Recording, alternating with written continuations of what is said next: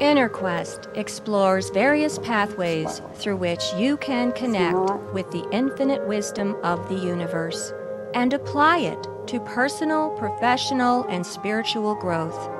This program, featuring accomplished practitioners, educators, and authors, is provided by Infinity Foundation, an innovative center for holistic studies and research. We invite you to share this journey with us.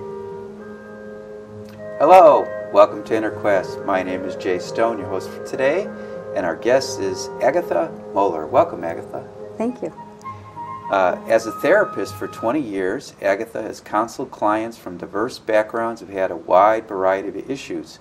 Recently, Agatha switched her focus to counseling and life coaching for women in their relationships. Now, before the show, you just said you added life coaching. Right. Is there any particular reason why you did that? It kind of picks up where counseling leaves off, and it's interesting because it's a little more dynamic, and it allows counselors to be a little bit more interactive with their clients.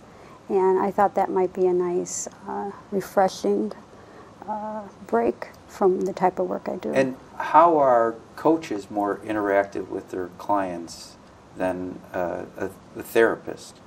With therapy, I feel the process is really more about the client going within and uncovering and gaining insight into situations and circumstances that have affected them through childhood. And it's very hard for somebody else to do that for them or to kind of push or encourage them. That really has to be a process, I believe, that it unfolds on its own. With coaching, people are signing up for to be coached, to be pushed, to be brought to that next level. When I'm slacking off, remind me. Counseling, the issues can be a little bit more sensitive, and I feel like my role is more to work with the client, move with them, and not really be moving ahead of them and pushing them along. Well, do you ever go from counseling a client to coaching a client, or vice versa? I haven't, and I certainly hope I'm not doing that at all during my sessions, because counseling is really quite different. It's really, the process is all about finding your own answers, and it's the process of getting there and finding out how things happen to you. That's important. With coaching, people are looking for answers. They want an outcome. They're not interested in why certain things are happening. They just want to get here or get there. And counseling, it's not always so goal-oriented. Sometimes it can be life-enriching. Okay. Now, with coaching, what are the goals that your clients want you to coach them towards? That's always the big question, because oftentimes I deal a lot with women, and they will call up and say, I guess I want to improve communication with my husband. And that's a broad topic, so we have to find a way to narrow it down. And what I often do, and this is different than most coaches, I'll schedule something with the client for a week out, and I'll ask them to play the pretend game with me. In other words, find 5 or 10 minutes during the week where they can just sit back, close their eyes, and kind of daydream or fantasize about what would be their ideal moment, their ideal partner.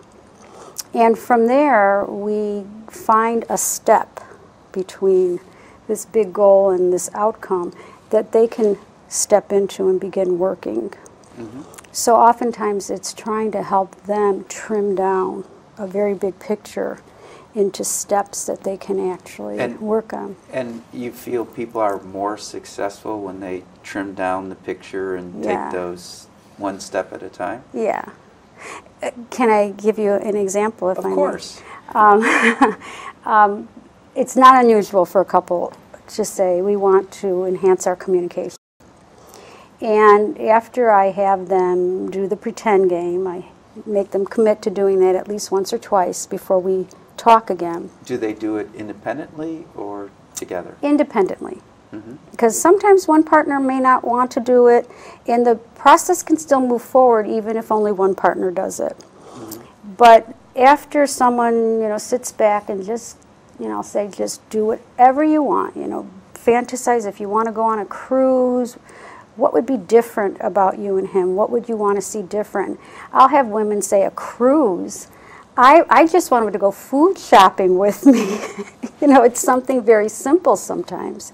So I'll say, then close your eyes and imagine you're food shopping and what would be different. And oftentimes after they've done this a couple times, what they're really searching for is a way to kind of bring back that playfulness in their relationship that's been missing. Couples nowadays, young people with kids, are working long hours. When they come home, by the time they feed the kids, bathe them, put them to dinner, they're spent. And they're feeling like, gee, we're not communicating. But really what's happening, they are communicating on the big issues, but a lot of the energy, a lot of the playfulness, the fun has kind of fizzled out. And so as they kind of explore, what am I looking for? And they fantasize about it. And I really encourage them to close your eyes, feel it, sense it, hear it. Think about what would be different with him. And, it's not unusual to have them say, I just want to have fun again.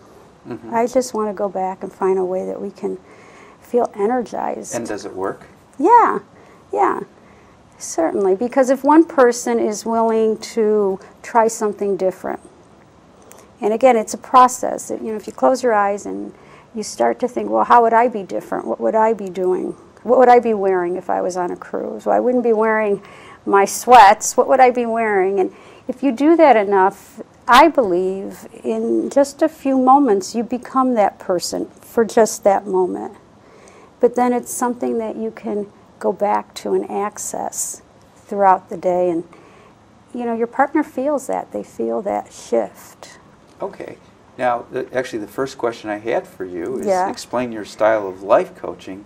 And in a sense, you've been explaining your style of life coaching. But it seems to me you use imagination, visualization, daydreaming a lot. Can you elaborate on that? I do send a form. I do use one questionnaire when coaching clients call. But I'm not big on questionnaires because I feel like that tends to get us locked into that logical way of thinking. I have clients come back and say, well, I couldn't answer the third one because that sounded kind of like the fifth one, and then I didn't want it to sound the same. And, they're getting locked back into the stuff that we do all the time during the day. So I'll say, forget all that. Just find 10 minutes. And there will be, whether you're early at your doctor's appointment, and you have 10 minutes to sit in the lounge area, shut your eyes, and just say, if I can do anything I want with my partner right now, what would I do?